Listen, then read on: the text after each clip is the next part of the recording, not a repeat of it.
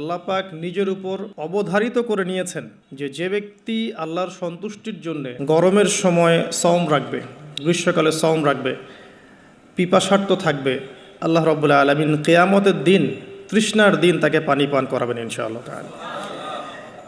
এরপর একটা হাদিস আছে যেটা হচ্ছে জান্নাতের দরজার ওয়াদা। রাসূলুল্লাহ সাল্লাল্লাহু আলাইহি ওয়াসাল্লাম ইরশাদ করেছেন, জান্নাতে একটা স্পেশাল দরজা আছে যার নাম রাইয়ান। কিয়ামতের দিন শুধুমাত্র এই দরজা দিয়ে রোজাদারদেরকেই প্রবেশ করানো হবে। যখন তারা প্রবেশ করবে এই দরজা বন্ধ করে দেওয়া হবে, তাদের পরবর্তীতে এই দরজা দিয়ে কেউ প্রবেশ করতে পারবে না। হাদিসটা সহিহ বুখারীর মধ্যে এসেছে, মুসলিমে এসেছে 1152 নম্বর হাদিস।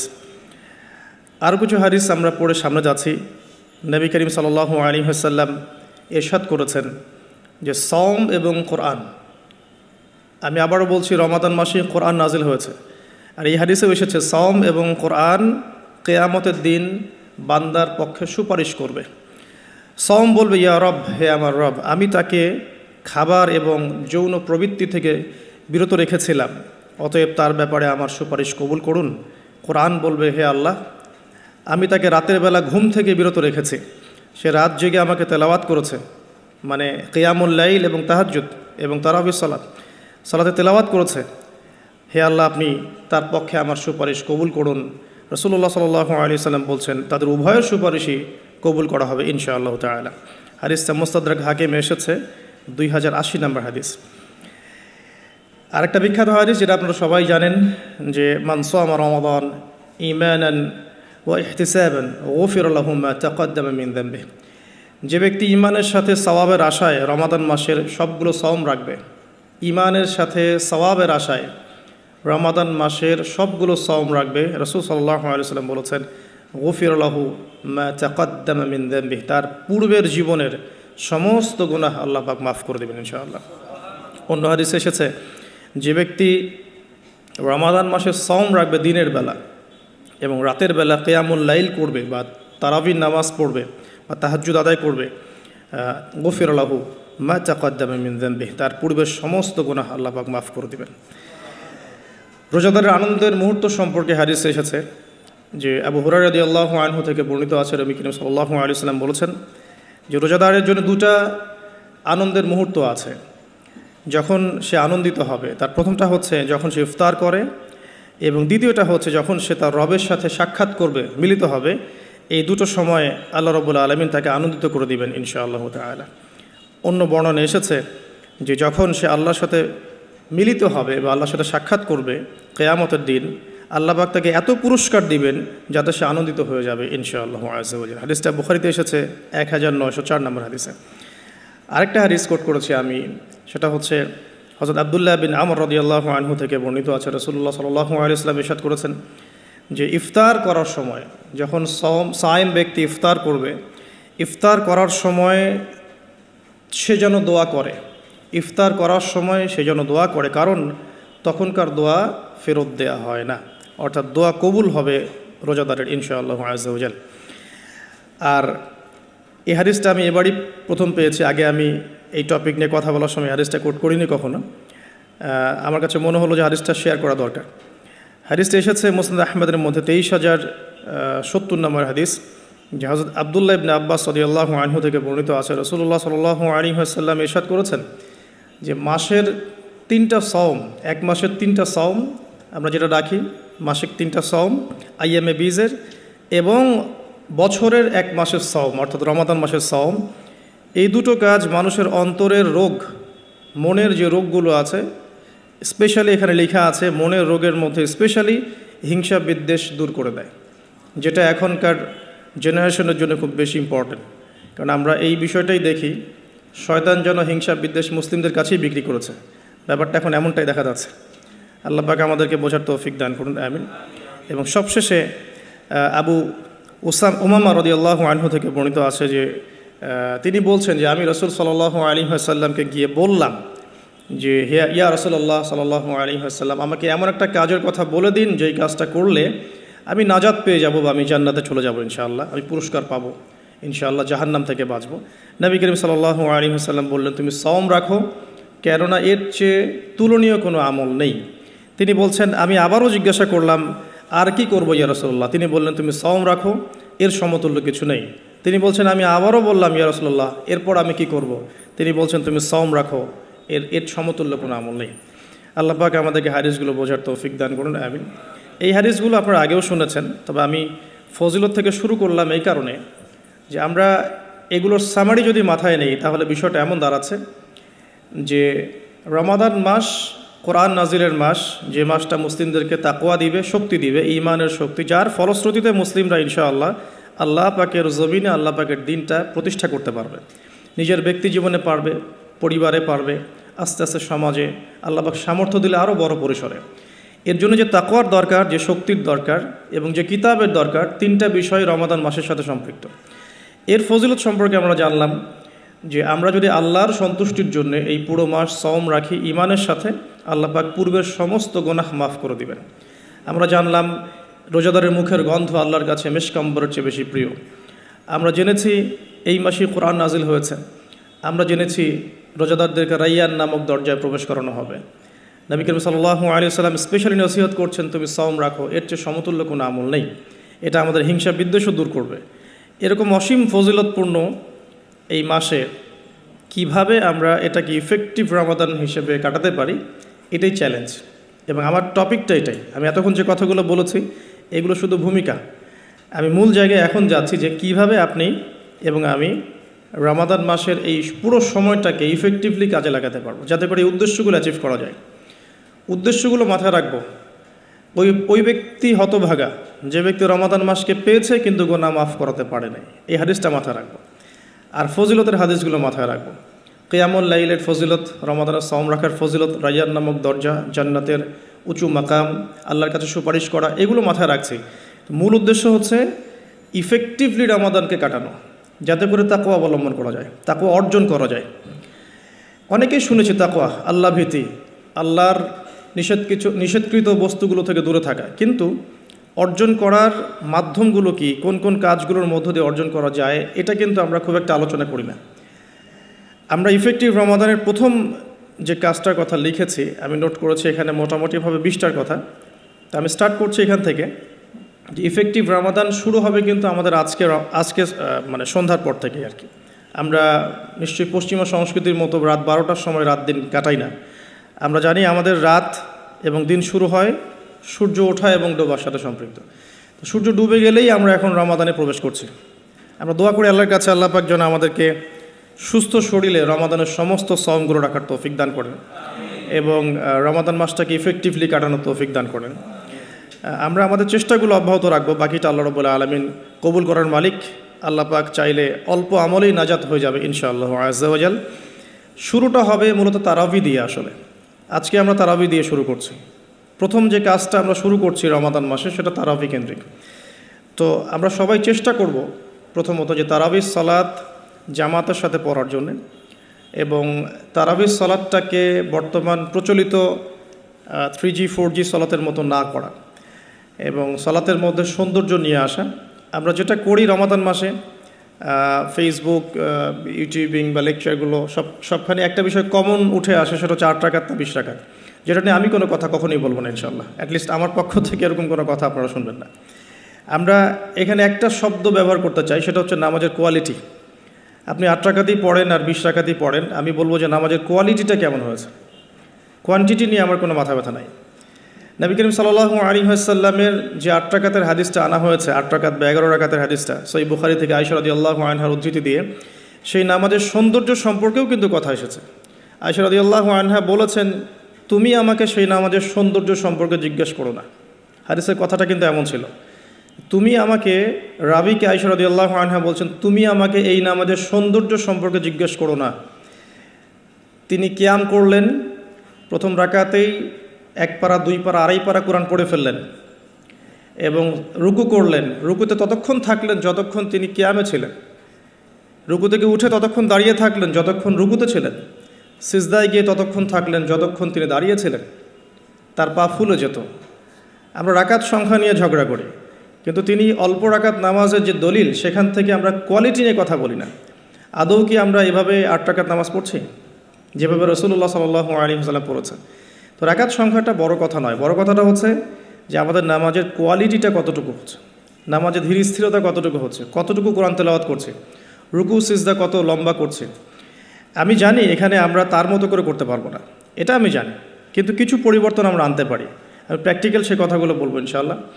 যেমন নর্মালি আমরা নামাজ দাঁড়িয়ে হয়তো সূরা ফাতিহা পড়ি, সূরা ফাতিহা পড়ার পরে আমরা একটা সূরা মিলিয়ে পড়ি। আমরা রমাদান মাসের সওমে একটা সূরার জায়গায় আরও কয়েকটা সূরা মিলিয়ে পড়তে পারি। আপনার কিয়ামটা কিন্তু লম্বা হবে। হয়তো আপনি হাফেজ নন, কিন্তু আপনি চাইলে কিন্তু কয়েকটা ছোট ছোট সূরা একসাথে পড়তে পারেন, যাতে করে আপনার টাইমটা কিন্তু লম্বা হচ্ছে, আপনার কিয়ামটা লম্বা হচ্ছে। এবার আপনি রুকু করছেন, রুকুতে গিয়ে আমরা সাধারণত একটা তাসবিহ পড়ে ফেলি, সুবহান রাব্বিয়াল আযীম, সবাই এটাই পড়ি, ম্যাক্সিমাম মানুষ 3 বার পড়ে আমার জানা মতে। রমজান মাসে আপনি এটাকে সৌন্দর্যমণ্ডিত করতে পারেন, আপনি চাইলে আরও একটা তাসবিহ অ্যাড করতে পারেন, সুবহানাকা আল্লাহুম্মা রাব্বানা ওয়া বিহামদিকা আল্লাহুম্মা গফিরলি, এটা একটা তাসবিহ আছে। অথবা সুবহুন কুদ্দুসুন রব্বুল মালাইকাতি ওয়ার রূহ, এটা অ্যাড করতে পারেন। আপনি কিন্তু আরও এক্সট্রা 2টা তাসবিহ অ্যাড করলেন, আপনার রুকুটা লম্বা হলো, নামাজটার মধ্যে সৌন্দর্য বাড়লো। আমরা উঠে দাঁড়িয়ে অনেক সময় সামি আল্লাহু লিমান হামিদা বলেই আমরা চলে যাই সিজদায়। আমরা কিন্তু ওখানে রব্বানা ওয়া লাকাল হামদের পরেও হামদান কাসীরান তাইয়িবান মুবারাকান ফীহি বলতে পারি, সময়টা বাড়লো, রুকুটার সৌন্দর্য বাড়লো। সিজদায় গিয়ে আমরা যা করি সুবহান রাব্বিয়াল আ'লা 3 বার বলি, উঠে চলে আসি। অনেকে হয়তো 3 বারের জায়গায় 5 বার, 7 বার, 10 বার অনেকে এভাবে বলি। কিন্তু আমরা এই রমজান মাস থেকে নিয়াত করতে পারি, চেষ্টা করতে পারি যে সিজদায় গিয়ে আমরা একাধিক তাসবিহ পড়লাম এবং কমপক্ষে 1-2টা দোয়া হলেও সিজদায় করলাম। আল্লাহুম্মা আতিনা ফিদ দুনিয়া হাসানা ওয়া ফিল আখিরাতি হাসানা ওয়া কিনা আযাবান নার।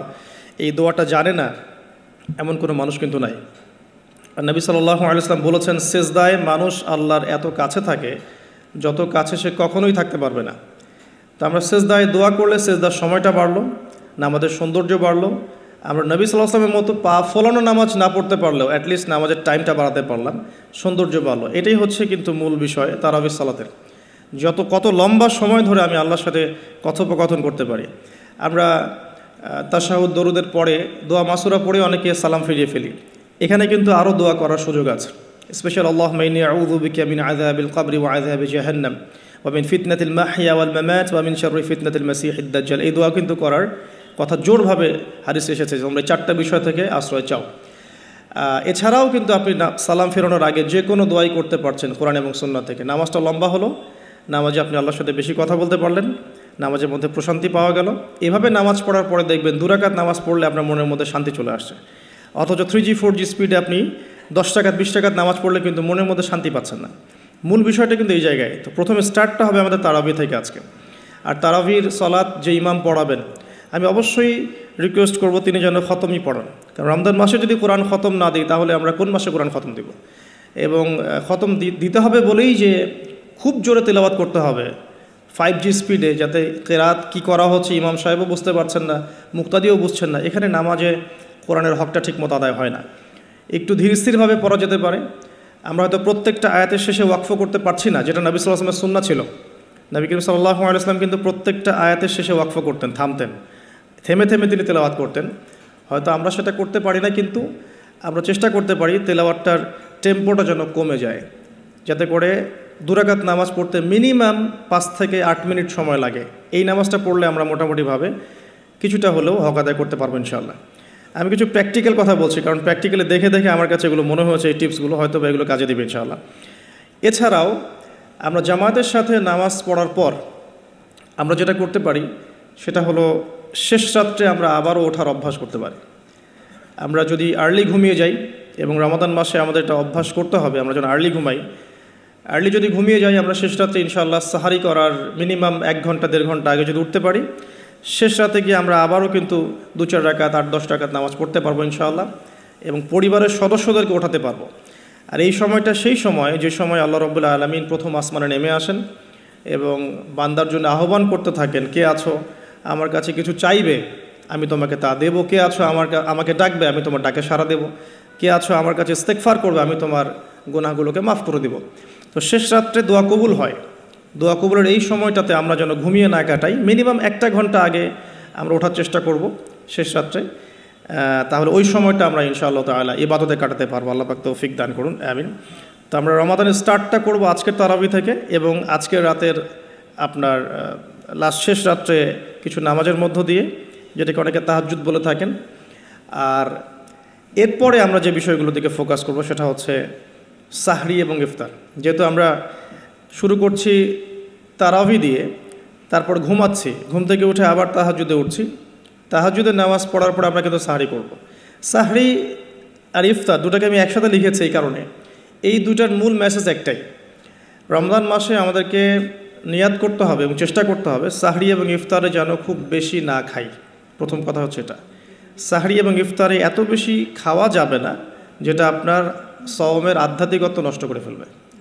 সওমের যে রুহানিয়াত বা আধ্যাত্মিকত্ব আছে এটা বেশি খেলে নষ্ট হয়ে যাবে, বেশি ঘুমালে নষ্ট হয়ে যাবে, বেশি কথা বললে নষ্ট হয়ে যাবে, আড্ডা পিটালে, গল্প করলে, অনলাইনের সময় অপচয় করলে বা অন্যান্য মুভিজগুলো দেখলে আপনার রমাদানের নূর কিন্তু নষ্ট হয়ে যাবে। বেশি খাওয়ার অভ্যাসটা ত্যাগ করতে হবে রমাদান মাস থেকেই। আমরা কিছু কিছু বিধান দেখেছি যেটা কোরআন এবং হাদিসে আছে, বাস্তবিক খুব একটা আমল আসলে নাই। তার মধ্যে অন্যতম একটা হচ্ছে খাওয়ার সুন্নত। খাওয়ার সুন্নত আমাদের সবার মধ্যে খুব একটা নাই, থাকলে আমাদের ফিটনেসগুলো এমন হতো না আসলে। খেয়াল করে দেখবেন এই আটতলা উঠতে কিন্তু অনেকে হাঁপায় গেছেন। তো এই ফিটনেসগুলো কিন্তু আমাদের ক্ষতি করছে, আমরা বুঝতে পারছি না। আমি রমাদান মাসে রিকোয়েস্ট করব বেশি খাবেন না, পেটের 3 ভাগের 1 ভাগ খাবেন এবং কোনোভাবেই কোনো ম্যানুফ্যাকচার্ড খাবার খাবেন না। কোনো ম্যানুফ্যাকচার্ড ফুড আপনার শরীরের ভিতরে ঢুকতে দিবেন না। ম্যানুফ্যাকচার্ড বলতে বোঝাচ্ছি মানুষ যেগুলোকে প্রডিউস করে মার্কেটিং করছে, যেগুলোর মধ্যে সাইড ইফেক্ট আছে এবং যেগুলোর মধ্যে মানে পুষ্টি উপাদান কম। বাসায় হোমমেড ফুড খাবেন। অনেক সময় দেখা যায় সাহরি এবং ইফতারে আমরা এত বেশি ভোজন রসিক হয়ে পড়ি যে আমরা তারাবির নামাজ ঠিকমতো পড়তে পারি না, অসুস্থ হয়ে যাই, পেট খারাপ হয়ে যায়।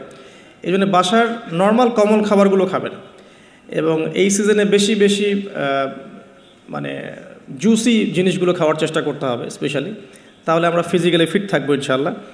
আর শরীর সুস্থ রাখতে হবে এই কারণে যাতে করে আমরা আল্লাহর ইবাদত বেশি বেশি করতে পারি। তো আল্লাহ পাক আমাদের সবাইকে খাবার নিয়ন্ত্রণ করার তৌফিক দান করুন। আর যে ব্যক্তি খাবারকে নিয়ন্ত্রণ করতে পারে না সে কিন্তু প্রবৃত্তিকে নিয়ন্ত্রণ করতে পারবে না। একজনের সামনে অনেকগুলো খাবার এনে দেন, তার খাওয়ার স্টাইলটা দেখে আপনি গেস করতে পারবেন তার ভিতরে প্রবৃত্তি নিয়ন্ত্রণের ক্ষমতা কতটুকু। তার খাবারের স্টাইলটা দেখবেন কীভাবে সে খাচ্ছে, সে কি গোগ্রাসে খাচ্ছে নাকি রিল্যাক্সে খাচ্ছে, খাবার দেখে কি তার মধ্যে মানে লোলুপতা প্রকাশ পাচ্ছে, তাহলে বুঝবেন সে ব্যক্তি প্রবৃত্তিকে নিয়ন্ত্রণ করতে পারবে না। এই বিষয়টা খেয়াল রাখবেন। আমরা খাবার যত বেশি প্রডিউস করব তত বেশি আমাদের মা বোনদেরকে রান্নাঘরে থাকতে হবে, এতে করে তাদেরও রোজার যে মাহাত্ম্য এবং রোজার যে রুহানিয়াত তারাও হারাবে, সময়ের অপচয় হবে, তাদের প্রতি ওয়ান কাইন্ড অফ জুলুম করা হবে। যদি 2-3টা আইটেমে আমার খাবার হয়ে যায়, 10টা আইটেম করার কোনো প্রয়োজন নাই। সো ম্যানুফ্যাকচার্ড খাবার আমরা বাদ দিব, ম্যানুফ্যাকচার্ড ড্রিঙ্কস বাদ দিব এবং হোমমেড খাবারগুলো থেকে অভ্যস্ত হবে ইনশাআল্লাহ। আল্লাহ পাক তৌফিক দান করুন, আমিন। এবং রমাদান মাসে আমরা যেগুলো করার নিয়াত করছি এগুলোকে সারা বছর কিন্তু ধরে রাখতে হবে আর কি। আল্লাহ রাব্বুল আলামিন আমাদেরকে তৌফিক এনায়েত করুন, আমিন। তো তারাবি, তাহাজ্জুদ এবং খাবারের পরে ইফতারের কথাটা একটু অ্যাড করে দিই যে ইফতারে এত বেশি খাবেন না যাতে করে তারাবির নামাজটা আপনি পড়তে না পারেন। ইফতারে নবী সাল্লাল্লাহু আলাইহি ওয়াসাল্লাম যে খাবারগুলো খেতেন সেই সুন্নাহ সম্মত খাবারগুলো খাওয়ার চেষ্টা করবেন ইনশাআল্লাহ। আল্লাহ পাক তৌফিক দান করুন। এরপরে আমি যে কয়েকটা পয়েন্টস লিখেছি তার মধ্যে একটা হচ্ছে যে রমাদান মাসে সম রাখা অবস্থায় প্রথম কাজ আমাদের 5 ওয়াক্ত সালাত জামাতে পড়া। সারা বছর কি করেছি তো এই রমাদান মাস থেকে নিয়াত করতে হবে যে 5 ওয়াক্ত সালাত যেন জামাত না ছুটে যায়। এটা যারা লোকাল তাদের জন্য খুব প্রযোজ্য, যারা মুসাফির তাদের হয়তো ছুটতে পারে। যদি ছুটেও যায় একা একা পড়ে ফেলতে হবে, যদি সম্ভব হয় বাসায় জামাত করা যেতে পারে যদি ছুটে যায়। রমাদান মাসে 5 ওয়াক্ত সালাত জামাতে পড়লে অন্যান্য মাসের যে নেকি তার চেয়ে মিনিমাম 70 গুণ নেকি বেশি হবে ইনশাআল্লাহ। আর জামাত একটা ঐক্য দেয়, একটা পরিচিতি হয়, হৃদ্যতা ভালোবাসা বাড়ায়। একটা মুসলিম কমিউনিটির মধ্যে জামায়াতের গুরুত্ব অনেক বেশি, জামায়াতের সাথে নামাজ এই বিষয়টার গুরুত্ব অনেক বেশি। আমরা রমজান মাসে অ্যাটলিস্ট এই মাসে অভ্যস্ত হই যাতে করে আমাদের রমাদানের 5 ওয়াক্ত সালাত জামাতটা ছুটে না যায়। আল্লাহ পাক তৌফিক দান করুন, আমিন। স্পেশালি ফজরের সালাত এবং এশার সালাত এই দুটো জামাত যেন কোনোভাবেই না ছুটে যায়। আল্লাহ পাক আমাদেরকে তৌফিক এনায়েত করুন, আমিন। ফরজগুলো আদায়ের পাশাপাশি এরপরে আমি নোট করেছি রমাদান মাসে ডেইলি 12 রাকাত সুন্নাহ আদায় করার চেষ্টা করা উচিত। আমরা অনেক সময় দেখা যায় ফরজ নামাজগুলো পড়ি, সুন্নত নামাজগুলো তো অনেক সময় গাফিলতি হয়ে যায়, মিস হয়ে যায়। রমাদান মাসে ফরজকে যতটা গুরুত্ব দিচ্ছি সুন্নাহকেও ততটা গুরুত্ব দেওয়া উচিত, কারণ এই মাসে একটা নফল আপনাকে সুন্নার নেকি দিয়ে দিবে, একটা সুন্নাহ আপনাকে ফরজের নেকি দিয়ে দিবে ইনশাআল্লাহ। তো 12 রাকাত সুন্নাহ এই কারণে বলেছি, কারণ এটা সহজ সাধ্য এবং সবাই করতে পারবে ইনশাআল্লাহ। ফজরের আগের 2 রাকাত সুন্নাহ, জোহরের পূর্বে 4, পরে 2, এশার পরে 2 আর মাগরিবের পরে 2, এই যে মোট 12 রাকাত সুন্নাহ। নবী সাল্লাল্লাহু আলাইহি ওয়াসাল্লাম বলেছেন, যে ব্যক্তি এই 12 রাকাত সুন্নাহ আদায় করবে প্রতিদিন, তার জন্য জান্নাতে একটা করে ঘর নির্মাণ করা হবে ইনশাআল্লাহ তাআলা। তো রমাদান মাসে আমরা এই সুযোগটা নষ্ট করব না। আল্লাহ পাক আমাদেরকে তৌফিক এনায়েত করুন, আমিন।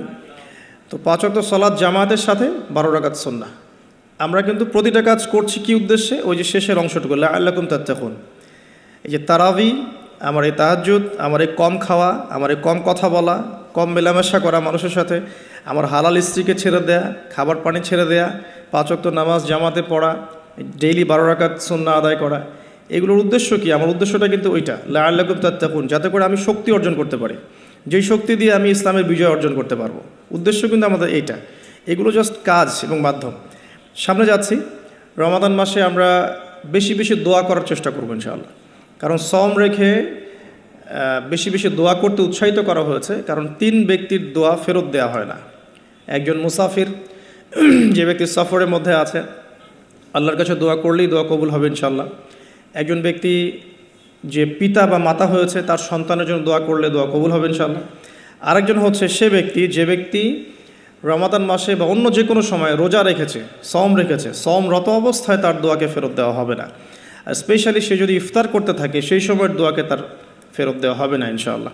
তো আমরা বেশি বেশি দোয়া করব রমাদান মাসে ইনশাআল্লাহ আযজা ওয়া জাল। আমি দোয়ার জন্য একটা বই সাজেস্ট করছি, সেটা হচ্ছে হিসনুল মুসলিম। এই বইটার মধ্যে প্রচুর দোয়া দেয়া আছে এবং অথেন্টিক সবগুলোই মাশাআল্লাহ। শেষের দিকে কিছু ঝাড়ফুঁক অংশ আছে। কারো যদি চোখ লাগা বা বদনজর বা জিন ঘটিত সমস্যা থাকে বা তাবিজ কবজ জনিত কোনো সমস্যা থাকে, এগুলো ট্রুথ, এগুলো সত্য, এগুলো কোনো আনসাইন্টিফিক বিষয় নয়। আর কোনো কিছু আনসাইন্টিফিক হলেই যে ইসলামিক হবে না, এমনও নয় বিষয়টা। তো হিসনুল মুসলিম বইটা আপনারা কালেক্ট করতে পারেন। সেখানে প্রথম অংশ আছে দোয়া এবং জিকির অধ্যায়, এবং শেষের অংশটা আছে ঝাড়ফুঁক অধ্যায়। আপনারা মিনিমাম প্রথম অংশটুকু মুখস্থ করে ফেলতে পারেন।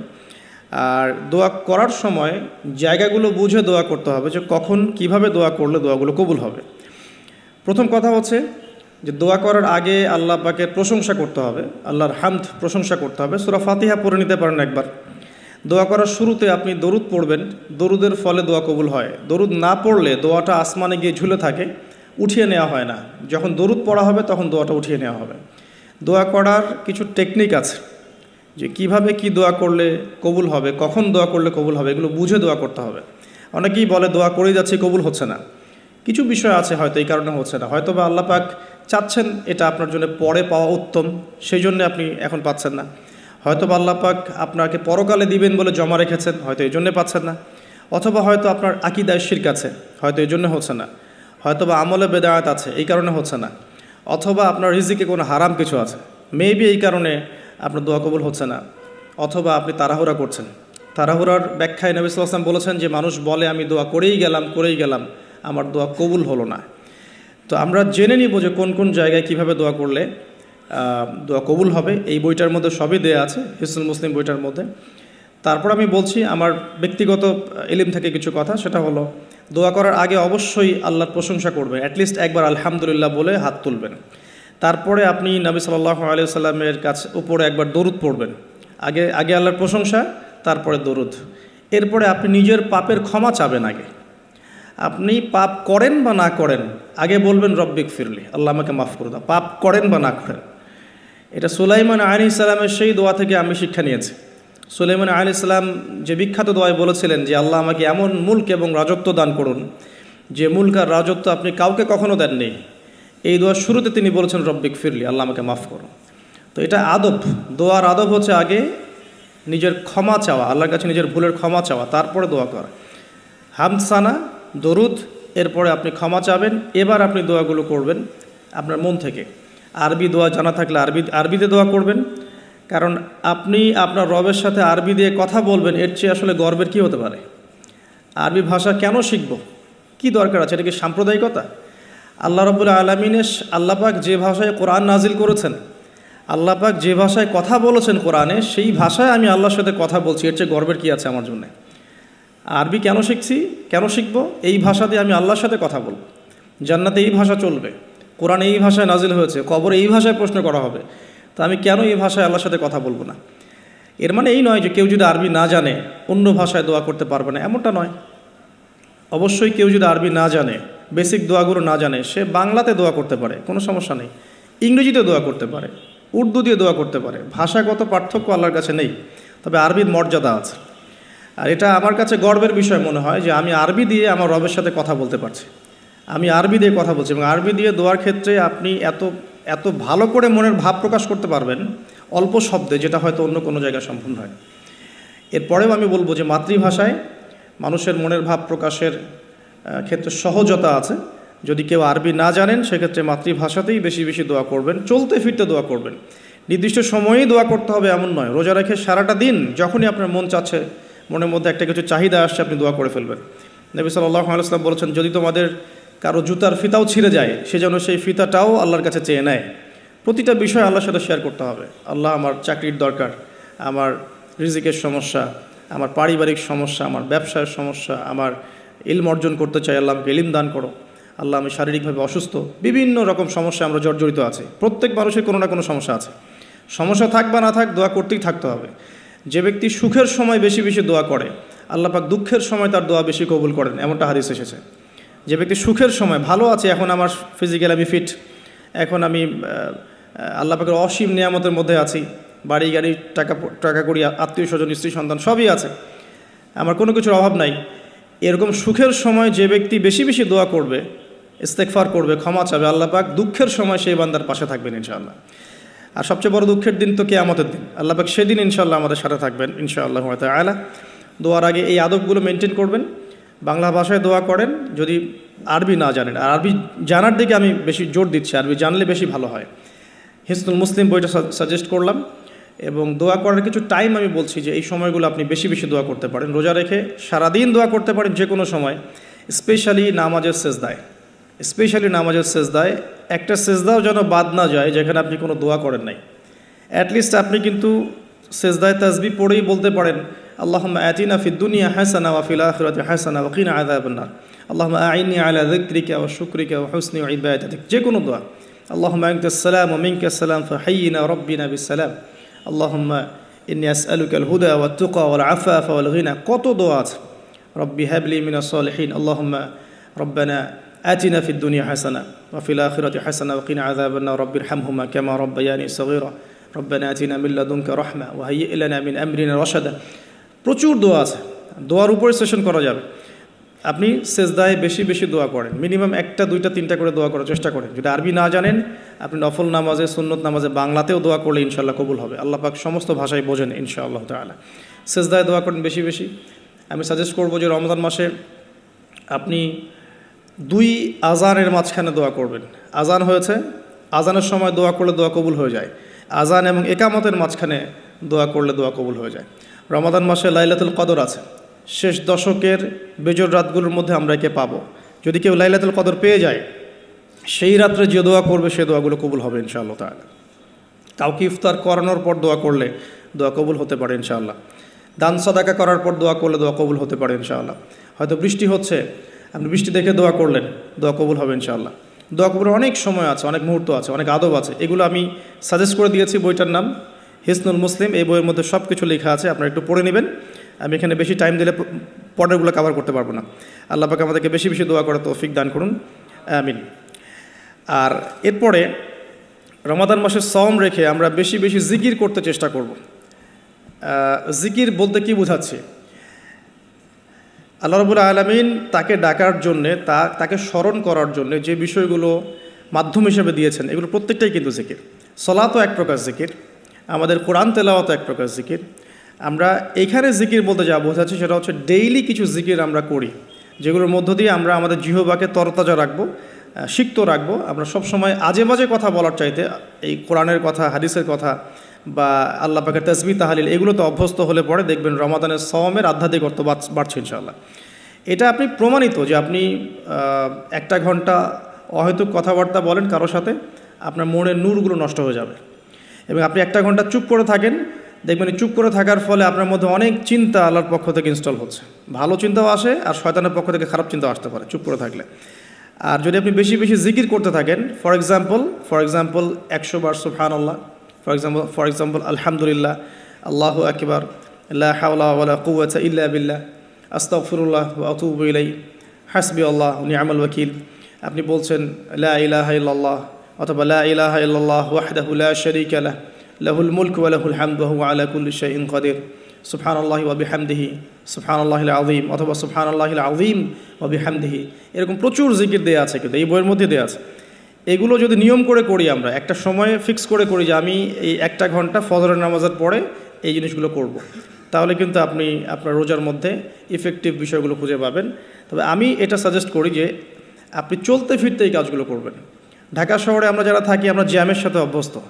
আমি বলবো যে জ্যাম যেমন একটা আযাব আমাদের জন্যে, আমরা মানে বস্তুবাদিতার পিছনে বেশি ছুটছি, তো আল্লাহ পাক এই জন্য আমাদের সময়টাকে খেয়ে ফেলছে। যে এত দ্রুত তুমি দুনিয়ার দিকে ছুটতে চাও, বসে থাকো এখানে। যত বেশি ছুটবেন তত বেশি আল্লাহ পাক পিছিয়ে দিবেন। দুনিয়ার দিকে আপনি যত বেশি ছুটবেন আপনাকে আল্লাহ পাক তত পিছিয়ে দিবেন। তবে মুমিনরা এটাকে নিয়ামত মনে করতে পারে। আপনি জ্যামে বসে 1 পারা কোরআন তেলাওয়াত করতে পারবেন। আমি চেষ্টা করি, জ্যামে বসে আছেন আপনি এই তাসবিহ তাহলিলগুলো করতে পারেন। তাসবিহ একটা পকেটে রাখেন, আপনি বের করেন, জ্যামে বসে আছেন, 100 বার সুবহানাল্লাহ পড়তে আপনার 5 মিনিটও লাগবে না। 100 বার আলহামদুলিল্লাহ পড়তে পারেন বসে বসে, 100 বার আল্লাহু আকবার পড়তে পারেন, লা ইলাহা ইল্লাল্লাহ পড়তে পারেন, আস্তাগফিরুল্লাহ ওয়া আতুবু ইলাইহি 100 বার পড়তে পারেন, আল্লাহুম্মা সাল্লি আলা মুহাম্মাদ ওয়া সাল্লিম দরুদ পড়তে পারেন 100 বার। আপনি দেখবেন সময়টা কাজে লাগলো, আপনার কিন্তু সময়টা কাজে লাগলো এবং আপনার মনের মধ্যে কিছু খারাপ চিন্তা চেতনা আসছিল, এটা দূর হয়ে গেল, মনটা শান্ত হলো, রিল্যাক্স থাকলেন, আল্লাহর নূর আসলো। এই কাজগুলোই একসাথে মিলে কিন্তু রোজাটাকে আপনার ইফেক্টিভ বানাবে আর কি। শুধুমাত্র না খেয়ে থাকাটা আপনাকে খুব একটা রুহানিয়াত দিবে না। আল্লাহ পাক আমাদেরকে বেশি বেশি জিকির করার তৌফিক দান করুন, আমিন। আমি তারপরে বলবো সওম রেখে ইস্তেগফার করতে হবে বেশি বেশি। ইস্তেগফার মানে আস্তাগফিরুল্লাহ ওয়া আতুবু ইলাইহি, এবং শুধু মুখে বলা নয়, বরং আমি একটা পদ্ধতি অবলম্বন করার চেষ্টা করছি, আমার কাছে এটা ইফেক্টিভ মনে হয়েছে বলে শেয়ার করছি। সেটা হলো আমি চেষ্টা করছি যে আমার জীবনে যে পাপগুলো হয়েছে আমার দ্বারা, যেগুলো আমার মনে পড়ছে বড় বড় পাপ আমার মনে পড়ছে, আপনি কিন্তু আপনার পাপ মনে করতে পারবেন আপনি যে আপনি কী কী পাপ করেছেন, বড় বড় পাপ কিছু, সবগুলো হয়তো পারবেন না, কিছু কিছু পারবেন। তো একটা খাতা আমি নোট করার চেষ্টা করছি যে আমার জীবনে মেজর কী কী বড় বড় পাপ হয়েছে বলে আমার কাছে মনে হচ্ছে। তো এরকম পাপ আপনি একটা লিস্ট করতে পারেন, এবং যখন একটা পাপের কথা মনে হবে, এই পাপ সংক্রান্ত বিষয়গুলো কিন্তু মাথায় চলে আসবে, ওখানে আমার কি ভুল ছিল আসলে, এবং সেই ভুলটা যেন আমার পরিবারবর্গ না করে, এবং সেই ভুলটা যেন আমার বাচ্চারা না করে। ঠিক আছে? তো আমরা মিউজিক শুনেছি, লিখেছি যে হ্যাঁ মিউজিক শুনেছি, হয়তো বসে বসে খেলা দেখেছি, তো এগুলো কাজ করেছে। রাস্তাঘাটে চলতে ফিরতে আমাদের নজর এদিক ওদিকে চলে গিয়েছে। এমন কেউ নাই এখন এই বিশ্বে বসবাস করে যারা কখনো অনলাইনে ঢুকে একটা মেয়ের নগ্ন ছবি চোখে পড়েনি। এমনটা হয়েছে। আমরা কিন্তু নোট আউট করতেই পারি আমাদের পাপগুলো কী হয়েছে।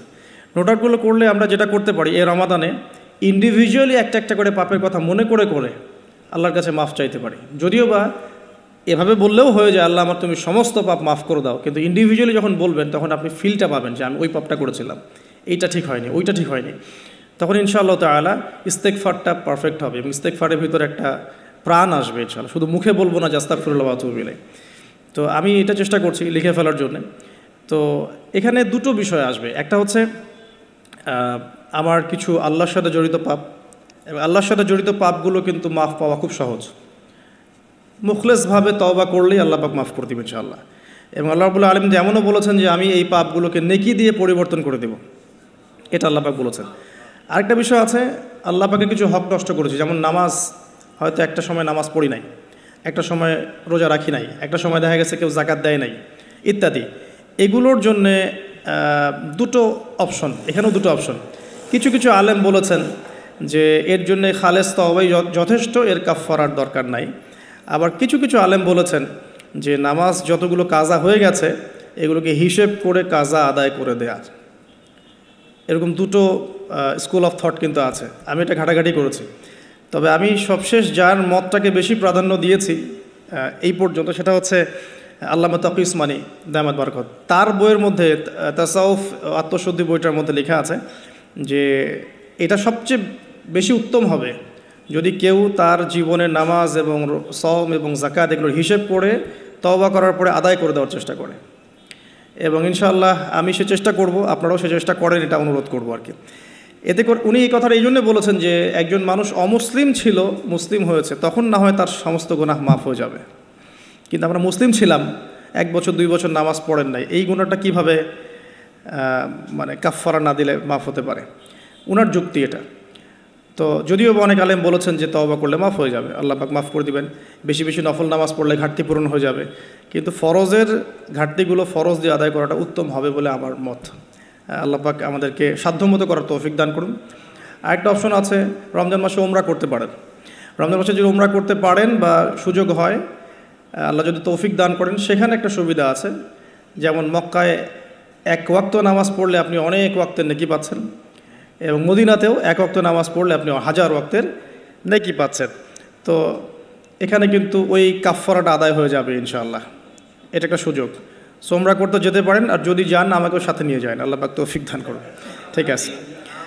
আর আরেকটা বিষয় আছে, পাপের লিস্ট করতে গিয়ে আমি যেটা দেখেছি সেটা হচ্ছে যে কিছু পাপ থাকবে যেগুলো মানুষের সাথে সম্পৃক্ত, এগুলো সবচেয়ে ডেঞ্জারাস। কিছু পাপ আছে আমাদের জীবনে যেটা মানুষের সাথে সম্পৃক্ত, যেমন আমি বা আপনি কারো গীবত করেছি, বা আমি বা আপনি কারো সম্মানহানি করেছি, বা আমি বা আপনি কাউকে অপবাদ দিয়েছি, বা কারো টাকা পয়সা লুটতরাজ করে খেয়ে ফেলেছি, বা কারো সম্পত্তি আত্মসাৎ করেছি, বা কারো উপরে জুলুম করেছি। এক কথায় হাক্কুল ইবাদ, কোনো মানুষের হক নষ্ট করেছি। এই জায়গাটাতেই সমস্যা এবং ডেঞ্জারটা সবচেয়ে বেশি। এটাই সবচেয়ে বড় ভয়ের কারণ পরকালে জাহান্নামে যাওয়ার, আমার কাছে মনে হয়। কারণ যতগুলো পাপ আল্লাহর সাথে সম্পৃক্ত, আল্লাহ পাক এক কথাতেই মাফ করতে পারেন, কোনো সমস্যা নেই ইনশাআল্লাহ। কিন্তু মানুষের হকটা কিভাবে আদায় হবে?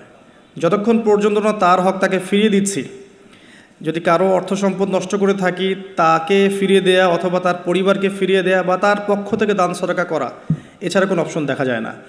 কাউকে গালি দিয়েছি, তার কাছ থেকে ক্ষমা নিয়ে নেওয়া অথবা তার জন্য দোয়া করা, এছাড়া কোনো অপশন দেখা যায় না। তো আমি একটা দোয়া আপনাকে শিখাই দিচ্ছি ইনশাআল্লাহ। আশা করা যায় এই দোয়ার বরকতে আল্লাহ পাক আপনাকে সুযোগ তৈরি করে দিবেন যাতে করে আপনি তার হক তাকে ফিরাই দিতে পারেন ইনশাআল্লাহ তাআলা।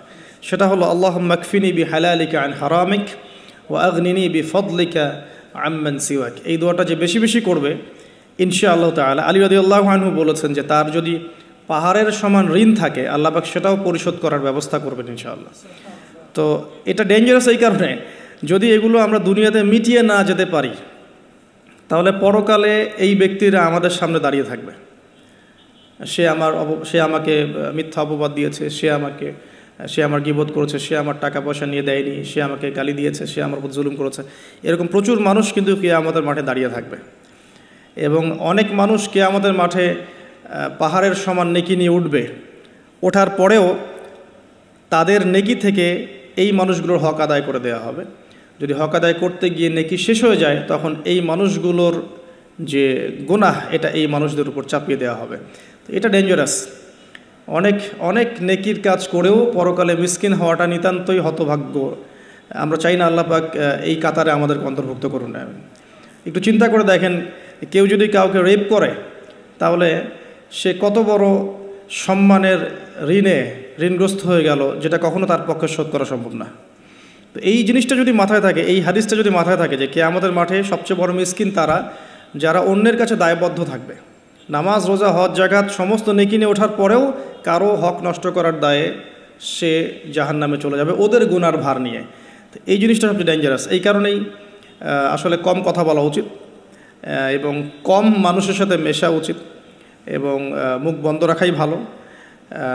বেশি না বলা, বেশি কিছু ভাবতে না যাওয়া, বেশি গেজ না করা। এবং অনলাইন এমন একটা প্ল্যাটফর্ম যেটা আমাদের এই সুযোগটা বাড়িয়ে দিয়েছে, যাতে করে আমরা নির্দ্বিধায় একে অপরের গীবত সমালোচনাকে একটা ট্রেডিশন মনে করছি, বাট এগুলোর বড় শাস্তি আমাদের জন্য অপেক্ষা করছে। আল্লাহ পাক এগুলো থেকে আমাদেরকে হেফাজত করুন, আমিন। মানুষের সাথে জড়িত পাপ থেকে আল্লাহ পাক আমাদেরকে বাঁচাক। আর যদি সম্ভব হয় রমজান মাসে আমভাবে ক্ষমা চেয়ে নেওয়া উচিত।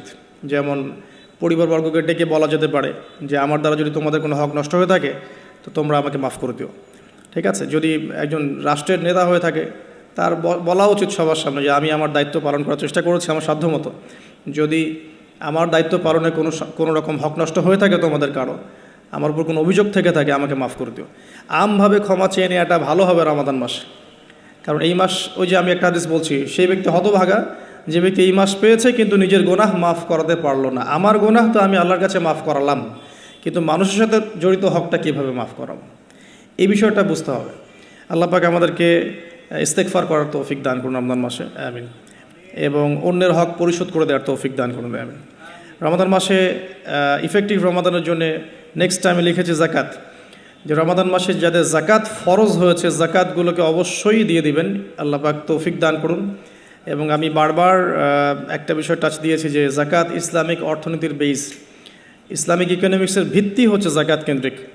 আপনারা আল্লামা তাকি উসমানীর ইসলামিক ইকোনমিক্স সিরিজটা পড়তে পারেন, এখানে জাকাত সংক্রান্ত আলাদা কিতাবে আলাদা অধ্যায় রচনা করা আছে, কিভাবে জাকাত ইসলামিক মার্কেটের মধ্যে, অর্থনীতির মধ্যে টাকাকে সার্কুলেট করতে থাকে এবং কিভাবে ইসলামিক অর্থ ব্যবস্থা জাকাত কেন্দ্রিক সমাজের সাম্য নিয়ে আসে, এটা তিনি চমৎকারভাবে ব্যাখ্যা করেছেন। আমি এখানে বেশি সময় দিতে পারছি না আজকে। তো আমরা নিসাবটা সবাই তো জানি 2.5%, যাদের আগের জাকাত দেওয়া হয়নি সেগুলো হিসাব করতে পারেন। এক বছর যদি ঘুরে যায় আপনার 2.5% জাকাত আসবে।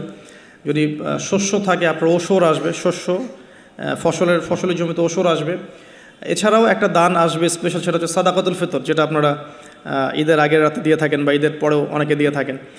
তো এটাও একসাথে কালেক্ট করে দেওয়া যায়, একটা সামাজিক সংগঠনের উদ্যোগেও হতে পারে, রাষ্ট্রের উদ্যোগেও হতে পারে, মসজিদের উদ্যোগে হতে পারে, মাদ্রাসার উদ্যোগে হতে পারে। এটাকে কালেক্ট করে এটাকে সুন্দর করে খাতে বিতরণ করাটা বেশি ভালো হবে। আল্লাহ পাক আমাদেরকে তৌফিক দান করুন, আমিন। আরেকটা পয়েন্ট লিখেছি, বেশি বেশি নফল দান সদকা করা। রমাদান মাসে বেশি বেশি করে নফল দান সদকা করার চেষ্টা করা যেতে পারে। আমরা একটা রেস্টুরেন্টে বসলেই কিন্তু 400-500 টাকা বিল তুলে ফেলি। হ্যাঁ, আমরা তো এমনও চা খেয়েছি যে চায়ের দাম 220 টাকা। এটা ঢাকাতেই পাওয়া যায় এয়ারপোর্টে, স্পেশাল চা 220 টাকা আর কি। মানে কখনো কখনো এমনও হয়, এমনও ডাকাতি হয় যে আমি এটাকে এভাবে ব্যাখ্যা করতে পারি যে ধরেন একজন মানুষ প্রচণ্ড ক্ষুধার্ত, এত বেশি ক্ষুধার্ত যে তাকে আপনি যা দিবেন তাই খেয়ে ফেলবে। একজন ব্যক্তি 7 দিন কিছুই খায়নি, সে কোনো অন্যের সংস্থান তার ছিল না, 7 দিন কিছুই খায়নি, সে প্রচণ্ড ক্ষুধার্ত। এখন আমি তার সামনে 1 প্লেট ভাত নিয়ে গিয়ে বলছি যে এই 1 প্লেট ভাতের দাম হচ্ছে 3000 টাকা, তুই খাইলে খা, না খাইলে যা। এখন আপনি বলেন, যে ব্যক্তি এভাবে তার রিজিক অন্বেষণ করছে, এর রিজিক কি হালাল না হারাম? এগুলোই চলছে। আপনি এখন 1 প্লেট ভাত খেতে যান, এখন 1 প্লেট ভাতের দাম 10 টাকা। কিন্তু যখন আপনার প্রচণ্ড ক্ষুধা লেগেছে, এখন খেতেই হবে আপনাকে, এখন এই ভাতের প্লেটের দাম 1000 টাকা। খেলে খান, না খেলে যান। আর যদি না খান আপনি, তাহলে এটা আমি অন্য কাউকে খাওয়াবো যার 1000 টাকা না, বরং 4000 টাকা দিয়ে খাওয়ার সামর্থ্য আছে। এগুলোই চলছে, কোটটাই পুরো ডাকাতি। আল্লাহ পাক এইসব ডাকাতদেরকে হেদায়েত করুন, অথবা এদেরকে তাদের পাপের শাস্তি প্রদান করুন। এরপরে আমি বলবো যে বিষয়টা, সেটা হলো যে রমাদান মাসে কিছু প্রজেক্ট করেন আপনারা যাদের সামর্থ্য আছে। ইফেক্টিভ রমাদানের জন্য কিছু প্রজেক্ট করতে পারেন, যেমন ইফতার প্রজেক্ট। যেমন আপনারা অনেকেই সামর্থ্যবান আছেন, অনেকের অনলাইন সেকশনে হয়তো পেজ আছে, গ্রুপ আছে। আমি জাস্ট পরামর্শ দিতে পারি, আপনারা কাজ করতে পারেন। যে যার জায়গা থেকে একটা ফ্যামিলির 1 মাসের ইফতারে কত টাকা যেতে পারে? হয়তো 2000, 2500, 3000 এতটুকু টাকা যাবে। আমরা কিন্তু চেষ্টা করলেই পারি যে এই রমাদানে আমি 100টা পরিবারের দায়িত্ব নিব। 100টা পরিবারের জন্য যে টাকাগুলোর প্রয়োজন সেটা আমি অনলাইনের মাধ্যমে মানুষের কাছ থেকে কালেক্ট করতে পারি, অফলাইনেও করতে পারি, করে ইফতার প্যাকেজ রেডি করতে পারি, করে 100টা পরিবারকে পৌঁছে দিতে পারি। এতে করে যেটা হবে, আপনি অন্যকে ইফতার করাচ্ছেন, অন্যের ইফতার করানোর ফলে ওই রোজার নেকিটা কিন্তু আপনি পাচ্ছেন।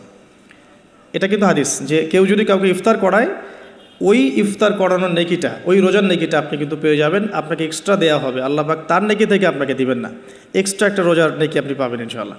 তো রমাজানের সাদাকা প্রজেক্ট করতে পারেন এবং ঈদের প্রজেক্টও করতে পারেন।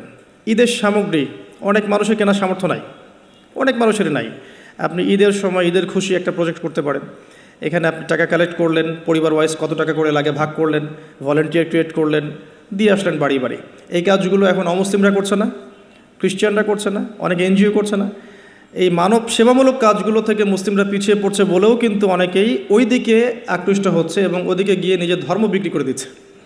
আপনারা দেশের বিভিন্ন জায়গায় ঘুরতে থাকেন, এগুলো বুঝবেন যে সমাজ সেবার নামে অনেকেই মানুষকে কনভার্ট করেছে ইসলামের থেকে অন্য ধর্মে। সো আমাদের উচিত বেশি বেশি সোশ্যাল ওয়ার্ক করা, গাছ লাগানো, বেশি বেশি উচিত রক্তদান কর্মসূচি করা, সোশ্যাল কাজ করা, এতিমদের জন্য কোনো প্রজেক্ট করা, বিধবাদের জন্য কোনো প্রজেক্ট করা, মেয়েদের জন্য কোনো সেলাই মেশিনের প্রজেক্ট করা, কর্মসংস্থানের প্রজেক্ট করা। স্পেশালি রামাদানে আপনারা চাইলেই রামাদানের ইফতার প্রজেক্ট করতে পারেন, ঈদের খুশি একটা প্রজেক্ট করতে পারেন। যাদের সামর্থ্য আছে আপনারা কিন্তু করতে পারবেন, আল্লাহ পাক তৌফিক দান করুন, আমিন। আমি এরপরে লিখেছি অন্যকে ইফতার করানো, যেটা আমরা মসজিদের উদ্যোগে করতে পারি, মাদ্রাসার উদ্যোগে করতে পারি। প্রত্যেকটা রামাদানের আসর থেকে মাগরিব পর্যন্ত স্থানীয়ভাবেই আপনারা কিন্তু তালিমের আয়োজন করতে পারেন, তালিমি বৈঠক করতে পারেন। আসরের নামাজ শেষ হয়ে গেছে, এখন যে কোনো একটা টপিকে বা একটা দুটো হাদিস নিয়ে বা একটা কোরআনের আয়াতকে নিয়ে ইমাম সাহেব আধা ঘন্টা 1 ঘন্টা কথা বলবেন, এবং কথা বলা শেষ হয়ে গেলে আমরা সবাই যারা মসজিদে আছি একসাথে বসে ইফতার করে বাসা যাব। এতে করে কিন্তু একটা সামাজিক হৃদ্যতা তৈরি হবে, রমাদানকে এনজয় করা যাবে। তো এটা আমরা করতে পারি, অন্যকে ইফতার করানো। আর আমি পয়েন্ট আউট করেছি একটা বিষয় স্পেশালি, সেটা হচ্ছে রমজান মাসে আত্মীয়তার বন্ধনগুলো জোড়া লাগাবেন। রমাদান মাসে যে ব্যক্তি আত্মীয়তার বন্ধনগুলো জোড়া লাগাতে পারবে না, অন্য কোনো মাসে সম্ভব হবে না হয়তোবা, ইল্লা মাশাআল্লাহ। রমজান মাসে সবার মন নরম থাকে, ইমানের তেজ বেশি থাকে, মানুষ পরকালমুখী কাজ বেশি করে। এই সময়টাই উত্তম সময় পরিবারের মধ্যে ফাটলগুলোকে জোড়া লাগানোর এবং আত্মীয়তার বন্ধনগুলোকে জোড়া লাগানোর। কেন করব? কারণ আমি আমার স্বার্থে করব। আল্লাহ রাব্বুল আলামিন বলেছেন, তার নবীর মাধ্যমে আমাদেরকে বলেছেন যে কেউ যদি পছন্দ করে তার রিজিককে প্রশস্ত করা হোক এবং তার নেক হায়াতকে লম্বা করা হোক, সে যেন আত্মীয়তার সম্পর্ক বজায় রাখে। আমি আবার বলছি, কেউ যদি পছন্দ করে, কেউ যদি চায় যে আমার রিজিকটা প্রশস্ত হোক এবং আমাকে আল্লাহ পাক লম্বা নেক হায়াত দান করুক, কেউ যদি এটা চায়, সে যেন আত্মীয়তার সম্পর্কটা বজায় রাখে। আর এক সৌভাগ্যবান ব্যক্তিদের সংজ্ঞায় একটা হাদিস এসেছে যে লিমান তালা উমরুহু ওয়া হাসুনা আমালু, যে ব্যক্তির হায়াতকে, নেক হায়াতকে লম্বা করা হয়েছে এবং নেক আমল বেশি বেশি করার তৌফিক দেওয়া হয়েছে, এই ব্যক্তি সবচেয়ে বেশি সৌভাগ্যবান।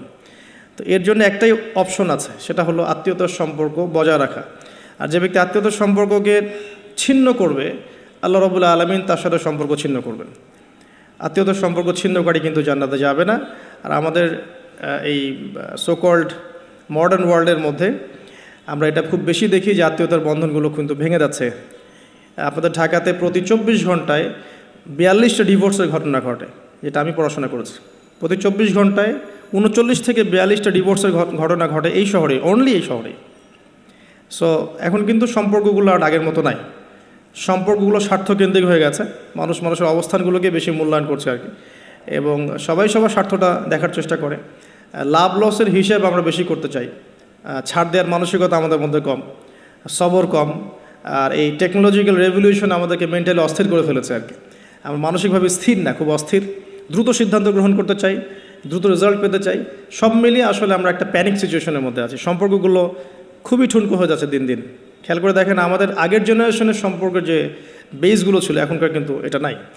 সো রমজান মাস সে উত্তম সময় পরিবার এবং আত্মীয়র মধ্যে একটা সম্পর্কে বন্ড তৈরি করে, স্পেশালি ঈদের হাদিয়া পাঠানো, জামা বা কাপড় বা হাদিয়াগুলো গিফট পাঠানো। এতে করে দেখবেন যে একটা ভালোবাসার বন্ধন তৈরি হবে ইনশাআল্লাহ। মুসলিম সমাজের ঐক্যই সব কিছু, ঐক্য নাই মুসলিম সমাজের কিছুই নাই। আল্লাহ পাক আমাদেরকে বোঝার তৌফিক দেখ। রমজান মাসে একটা পয়েন্ট লিখেছে, আমি পরিবারকে টাইম দিবেন। অবশ্যই পরিবারকে টাইম দিবেন। আমরা যেটা করি মানি মেকিং মেশিনের মতো সকালে বের হই, রাত্রে বাসায় ঢুকি, এই কাজটা করবেন না। দুনিয়ার ব্যস্ততাকে কমিয়ে আনুন, যতটুকু রিজিকে আপনার হয়ে যায় অতটুকুতে সন্তুষ্ট থাকুন। পরিবারকে টাইম দেন, স্ত্রীকে সময় দেন, মাকে সময় দেন, বাবাকে সময় দেন, স্পেশালি বাসার ছোটোদেরকে সময় দেন, বাচ্চাদেরকে সময় দেন, ছোটো ভাই বোনদেরকে সময় দেন। তাদেরকে রমজানের রোজা রাখতে উৎসাহিত করেন। নিষেধ করবেন না যে না খেয়ে থাকলে অসুস্থ হয়ে যাবে, এমন হবে না। ওরা এনজয় করবে। দেখবেন ছোট্ট মেয়ে, তাকে বলবেন যে তুমি দুপুর পর্যন্ত না খেয়ে থাকো, তোমার একটা রোজা হবে। অ্যাটলিস্ট ও শিখলো যে কী হলো, আজকে কয়টা রোজা করেছো, আজকে 3টা করেছে, মানে 3বার ভাত খাইছে সে, তারপরে 3টা রোজা হয়েছে আজকে। দেখবেন ও পরের বছর ঠিকই একটা রোজা রেখে ফেলছে। আমরা যখন 5 বছর 7 বছর বয়স, তখনও কিন্তু আমরা রোজা রেখেছি। আমাদেরকে উৎসাহ দেওয়া হতো যে একটা রোজা রাখলে তোমাকে 500 টাকা দেওয়া হবে। আর 500 টাকা তখন অনেক কিছু, 500 টাকা অনেক কিছু। তোমাকে একটা রোজা রাখলে তোমাকে একটা খরগোশ কিনে দেওয়া হবে, এরকম আমাদেরকে অফার দেওয়া হতো। তোমাকে একটা কিছু ওই যে ছোটো ছোটো পাখি আছে, এই পাখিগুলো কিনে দেওয়া হবে যে রোজা থাকো। তো ছোটোদেরকে উৎসাহিত করা উচিত। ছোটোদেরকে আমরা উৎসাহিত করব, ডিসকারেজ করব না। ওরা পারবে ইনশাআল্লাহ, ওদের মধ্যেও সেই ক্ষমতা আছে। আস্তে আস্তে আস্তে দেখবেন যে ওরা করতে করতে শিখে ফেলবে ইনশাআল্লাহ। ছোটোদেরকে রমজান মাসে আপনি হাতে করে হাত ধরে নিয়ে যাবেন মসজিদে, জামাতে নামাজ পড়ানোর জন্য নিয়ে যাবেন, 2-1 বার হলো তারাবিতে নিয়ে যাবেন, ওরা খেলুক সেখানে, ওরা ওখানে গিয়ে দুষ্টামি করুক, কোনো সমস্যা নাই। আমরা খুব ধমক দিই ওদেরকে, তাড়িয়ে দিই। এই কাজটা টোটালি একটা বাজে কাজ। এবং অন্য অন্য মুসলিম কান্ট্রির মসজিদগুলোতে গিয়ে দেখবেন তারা কিন্তু উৎসাহিত করে। ইভেন হারাম শরীফে গিয়ে দেখবেন এই মাতাফের পাশে যখন যে বিশাল যে ফ্লোর আছে, এখানে বাচ্চা কাচ্চারা অনেক জোরে জোরে দৌড়ায়, চকলেট খায়, বেলুন নিয়ে খেলে, ওখানে কত কি করে। আমরা নিজেরাও খেলেছি ওদের সাথে। তো পরিবেশটাই দেখে মনে হয় মাশাআল্লাহ ইসলামিক একটা রুহানিয়াত পরিবেশ, ইসলামিক সংস্কৃতির পরিবেশ। সো আমরা মনে হয় বাচ্চাদের প্রতি বেশি জুলুম করে ফেলি আর কি। বাচ্চাদেরকে এত ধমক দেওয়া যাবে না, ওদেরকে সময় দিতে হবে, ওদেরকে রোজা রাখতে উৎসাহিত করা উচিত, গিফট দেওয়া উচিত, এবং ওদেরকে বোঝানো উচিত যে এগুলো আমরা করছি আল্লাহর জন্যে, আল্লাহকে চিনতে শেখানো উচিত। আমি লুকমান হাকিমের প্যারেন্টিং নিয়ে একটা লেকচার দিয়েছিলাম, ওখানে আপনারা দেখতে পারেন যে লুকমান আলাইহিস সালাম কীভাবে তার সন্তানকে উপদেশ দিচ্ছেন। তো ওভারঅল বাচ্চাদেরকে টাইম দেয়া এবং তাদেরকে উৎসাহিত করা আমার মনে হয় রমাদানের সৌন্দর্য আরও বৃদ্ধি করবে ইনশাআল্লাহ তাআলা। আরেকটা পয়েন্ট আছে, সেটা হলো দুনিয়ার ব্যস্ততা আপনাকে কমিয়ে আনতে হবে রমজান মাসে, এবং টেকনিক্যাল কিছু কাজ করা উচিত, যেমন বাজারঘাট এগুলো আগে করে ফেলতে পারেন যাতে করে আপনাকে কম বাজারে যেতে হয়। যদি আপনার কাছে সামর্থ্য থাকে ঈদের শপিং করে ফেলা, যাতে করে লাইলাতুল কদর আপনার মিস না হয়। লাইলাতুল কদর মিস হওয়ার সবচেয়ে বড় রিজন কি আমাদের দেশে? লাস্টের দশকে মার্কেটে থাকা, এটা সবচেয়ে বড় রিজন। অনেকে মার্কেটে ঢুকলে একবার বেরোতে চায় না, সাথে ওয়াইফকে নিয়ে গেলে আরও মুশকিল আছে। আপনি বেরোতে চাইলেও সে বেরোতে দিবে না, এটা হয়নি, ওটা ম্যাচিং হয়নি, ওইটা ম্যাচিং করতে হবে, এটা করতে হবে, অবস্থা খারাপ। আর কখনোই আপনি আপনার স্যালারিকে নিয়ে মেয়েদের হাতে তুলে দিয়েন না যে যাও তোমরা মার্কেটে গিয়ে শপিং করে আসো, এই কাজটা করতে যায় না। নিজেও নিজের সওম আর আধ্যাত্মিকত্ব নষ্ট করবে, আরও 10 জনের রোজার নষ্টের ভাগিদার হয়ে যাবে। এই জায়গায় আরেকটা কথা আমি অ্যাড করব যে আমাদের পরিবারবর্গের মহিলারা যেন রমজান মাসে বেপর্দায় না থাকে। রমজান মাসে বেপর্দায় না থাকে মানে এই মাসে অভ্যস্ত হয় যাতে সারা বছর কিভাবে আমি পর্দায় থাকতে পারি। রমাদান মাসে খাস পর্দায় চলে আসা উচিত, তাদের বোরখাগুলোর পর্দাও ঠিক করা উচিত। আমি তো আসলে এই বিষয়ে বেশ কথা বলেছি। তাদের কথা, তাদের হাঁটা চলা, তাদের চোখের চাহনি, তাদের অঙ্গভঙ্গি, প্রতিটা বিষয়ের মধ্যেই পর্দা আছে। আসলে শুধুমাত্র কাপড়ের পর্দা বোঝানো হচ্ছে না এখানে। তাদের কথা, তাদের মেন্টালিটি, ওদের আচরণ, হাঁটা চলা, ওঠা বসা, চাহনি সব কিছুই পর্দার অন্তর্ভুক্ত। এই বিষয়টা আমাদের মা বোনদেরকে বুঝতে হবে যে পর্দা শুধুমাত্র পোশাকের নাম নয়, এটা একটা মানসিকতার নাম, যে আমি নিজের লজ্জাশীলতার প্রকাশ ঘটাবো, এটাই হচ্ছে পর্দা। এরপর তো একটা পোশাক লাগবেই, এবং সেটা হবে ঢিলে ঢালা পোশাক, এত বেশি টাইট ফিটিং না যে গায়ের কাঠামো বোঝা যায়, এত পাতলা নয় যে বাইরে থেকে ভিতরের অঙ্গ দেখা যায়, অমুসলিমদের সাথে সাদৃশ্যপূর্ণ নয়, এবং মেয়েরা ছেলেদের পোশাক পরতে পারবে না, যেটা আমাদের শহরে ফ্যামিলিস্ট রেভলিউশনের মাধ্যমে ছড়িয়ে গেছে। এবং এই শহরে চলে কিভাবে আমরা চোখের পর্দা করব, এটা একটা বড় চ্যালেঞ্জ।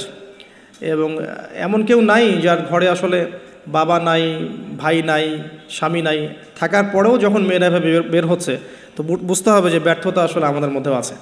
তো আমরা রমজান মাসে আমাদের মা বোনদেরকে কন্ট্রোল করি, পর্দা শিখাই, এবং এটা ডিফিকাল্ট, কারণ মেয়েদেরকে কন্ট্রোল করা ডিফিকাল্ট। আপনি বেশি চাপ দিতে যায় না, তাহলে ভেঙে যাবে, আবার ছেড়ে দিলেও কিন্তু ওই অবস্থা থেকে যাবে। তো উত্তম নসিহতের মধ্য দিয়ে তাদেরকে দিনী পরিবেশের মধ্যে নিয়ে এসে দিনের কথাগুলো বোঝানো, বলা এবং পর্দার দিকে উৎসাহিত করা। স্পেশালি ওদেরকে বেশি বেশি মার্কেটে শপিং করতে না পাঠানো, এবং আপনার পুরো মাসের স্যালারিগুলোকে নিয়ে এসে একবারে হাতে গুঁজে দিয়ে রমজান মাসে যদি বলেন যে শপিং করে আসো, রোজার আধ্যাত্মিকতা থাকবে না। আল্লাহ পাক বোঝার তৌফিক দান করুন, আমিন। দুনিয়ার ব্যস্ততা কমিয়ে আনুন এবং পরকালীন কাজ বেশি বেশি করুন রমজান মাসে। আর দুটো কাজ আমি বলবো, একটা হচ্ছে ডেইলি সুন্নাহ। আমাদের প্রত্যেকটা দিন কিছু ডেইলি সুন্নাহ আছে, এই সুন্নাহগুলোতে অভ্যস্ত হওয়ার সবচেয়ে সেরা সময় হচ্ছে রমজান মাস। আমরা নর্মালি অনেক সময় ঘুমিয়ে পড়ি, রমজান মাসে ঘুমের আগে একটু সুন্নাহগুলো আমল করে ঘুমাই। নর্মালি বাথরুমে যাই, রমজান মাসে চেষ্টা করি যে বাথরুমে যাওয়ার আগে পরের দোয়াগুলো শিখে ফেলি। নর্মালি আমরা খাওয়ার আগে আমরা পরে আমরা দোয়াগুলো শিখি। প্রতিটা কাজের কিন্তু দোয়া আছে, প্রতিটা কাজের সুন্নাহ পদ্ধতি আছে, এবং এই সুন্নাহগুলো শেখার জন্যে বাংলাদেশের প্রেক্ষাপটে সবচেয়ে বেস্ট প্ল্যাটফর্ম হচ্ছে তাবলিগ জামাত প্ল্যাটফর্ম। এটা আমার মত, আমার সাথে অনেকে দ্বিমত করতে পারেন। আমি দ্বিমতকারীদের ব্যাপারে মোটেও চিন্তিত নই, এবং আমি সমালোচনা জবাব দেওয়ার ক্ষেত্রে খুব পটু নই, শুনতে আমি বেশি পছন্দ করি।